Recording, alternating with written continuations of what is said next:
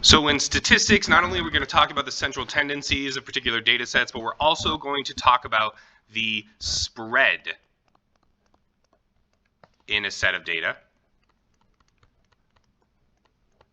also known as the variation. And the measures of disbursement that we have are three. The first one, the easiest one, the one that you all know just by intuition how to calculate the range. The second one is our variance. Not something that we know by intuition, something that we might have learned, probably forgot. We know, most likely, how the variance integrates, not really integrates, but how the variance builds upon the standard deviation. So these two things are inextricably related to one another.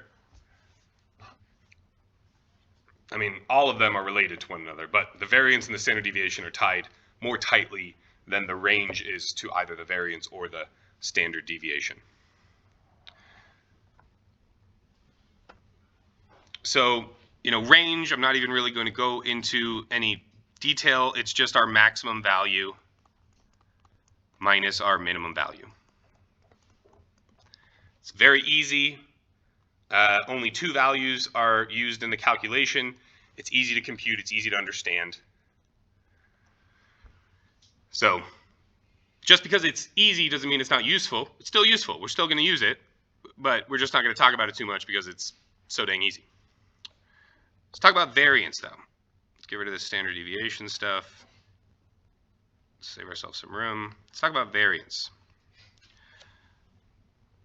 So what is variance? Well, population variance we represent with a sigma, lowercase sigma, and we read this as sigma squared. So the variation, the sigma squared, is equal to, again, we've got that uppercase sigma, which is telling us the summation of the individual values minus that population mean squared divided by our total number of observations. So what's going on here, right? What is going on here?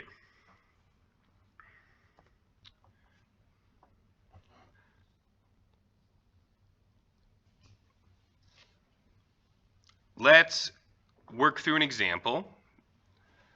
So if we look at the total number of traffic citations issued last year by some Beaufort County in South Carolina, right? That's the data that we're given in the middle of chapter 3 here.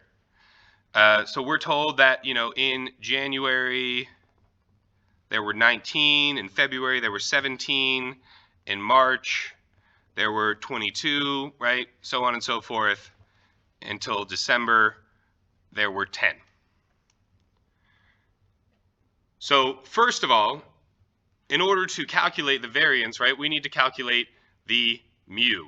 We need to calculate the average of all of these things. So you go ahead and you calculate the average by summing up all the individual values and dividing by the n, right? So we take that 19 and we add the 17, the 22, so on and so forth, right? We're not going to do all of the math in this class because there's just way too much math and we don't have enough time. So we're just going to say ... 10, and then we divide this by how many samples are there? Well, I told you it was every month in the year, so there's going to be 12 in our particular population here, right? Not sample. So we add all these things up. We're told that we get 348. 348 divided by 12 gives us an average of 29. Awesome. We have one part of this thing. What's the rest of this thing?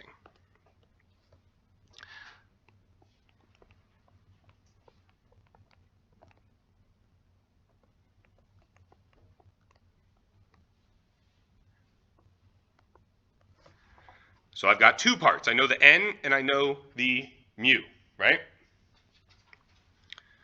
So now, in order to figure the rest of it out, I have to unpack this summation here. So unpacking this summation means that I'm going to have a term that is 19 minus 29 squared.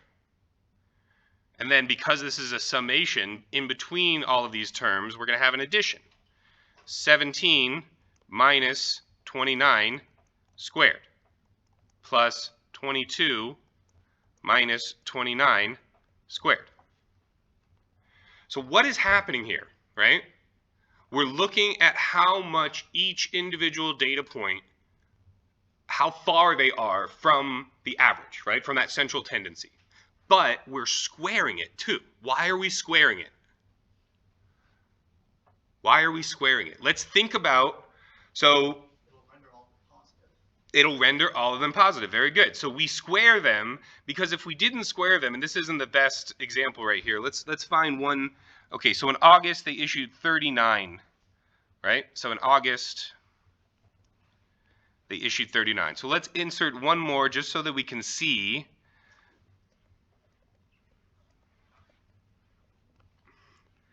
that some of these 22 minus 29 are going to be negative, right? Some of them are going to be positive because they're above the average. That's just the definition of an average, right? Well, technically the definition of a median, but still, you're very, very rarely going to have an average with no values above it, right? So there's always going to be values above the average. And so there's going to be some of these differences that are positive, some of them that are negative. If we don't square them, then the negatives are going to cancel out the positives when we try to measure the dispersion, right? That's bad. We want to keep all of the information that we're calculating here. So we don't want the negatives to cancel out the positives. The other thing that this does, which is pretty neat, is let's say that something is very close. Let's say that it is within a unit of the other one, right? Let's say that instead of being 19 minus 29, let's say that we had some data point that was 29.25. Okay, and again, I'm just kind of making stuff up just for example here. If we had a data point that was 29.25 and we subtracted 29 from it, we would end up with 0.25 in these parentheses before we square it, right? What happens when we square a number that is less than 1, right? This is also represented as 1/4 squared, right? So remember, when we have a fraction, we just take that square and we apply it to both the numerator and the denominator. And so we end up with 1 squared is 1, 4 squared is 16, 1/16 is 0.125. So by squaring the numbers, it rewards those values that are really close to it. And then if you think about it, any value that, as soon as we get greater than 2 and 4 and stuff like that, it punishes numbers that are far away. If you're 10 away, it measures the dispersion as 10 squared, as 100. Compared to if you're 2 away, it measures that dispersion as 4. So it punishes you the further away you get from that central measurement of tendency with a higher value. And in variance, it's like golf. We want lower values. We typically want tighter spreads in our distributions. All right, so let's get rid of this confusing stuff. So we take the individual data points, right? The 19, we subtract the average, we square it, we take plus 17 minus 29 squared, so on and so forth, and then we divide this whole thing by the number of observations. So we end up with a number that's 1,488 in the numerator. We divide it by 12, and we end up with a variance of 124. The population Gesundheit variance for the number of citations is 124. Now, the only way for us to get the next measure of spread is for us to calculate this variance first, because the next measure of spread is our standard deviation, which there's a few reasons why we are going to take this value and we're going to convert it into the standard deviation, but the most important reason is that the standard deviation is in the same units as the original data.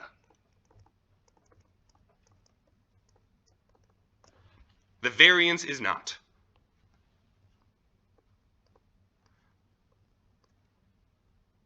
So the standard deviation, we take this variance, so we represent the standard deviation as just a single sigma, and it is just the square root of this formula that we have up here, right? The summation of the x's minus the mu squared divided by the full sample size n.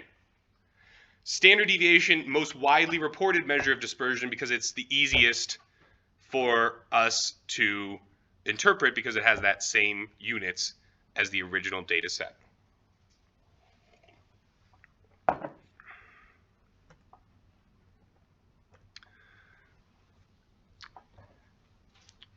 So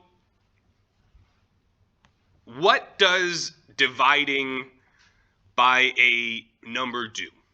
It makes something smaller, as long as the number is greater than 1, right? So when we're talking about population variation and population standard deviation, we divide by the full sample size, this n, right? But when we're talking about a sample, right? So if we were talking about, this is our population, but let's say that we were talking about a sample variance. A sample variance, we don't know as much. And so instead of dividing by the full number of populations, we divide by this n minus 1, which is to represent the fact that we can't be as exact. So instead of dividing by a larger number and getting something that is smaller, and again, we're looking for tight variances and small standard deviations. So when we're calculating the sample variance of, when they're calculating the variance of a sample, we use s squared instead of sigma squared. And we are going to go ahead and do x minus our x bar squared divided by, and so this is the tricky part to remember, it's n minus 1 on the bottom. So it's n minus 1 because that increases the number of the scale of the variance, which means there's a higher amount of wiggle room that we have for our, okay. There's kind of greater fudge factor. Okay. Yeah, does that make more sense? Yeah. And this n minus 1 thing, we'll talk about this later on in the class. I don't want to get you too confused right now, but we're going to refer to this oftentimes as the degrees of freedom. So we'll define this in greater detail later, but just wanted to kind of put that on your radar right now, that when we talk about n minus 1, you might see that discussed as degrees of freedom, either in other books or in future chapters. And so since the sample variance is this, when we're calculating the sample standard deviation, we're going to end up with S is equal to the square root of the sum of x minus x bar squared over n minus 1. Questions on this?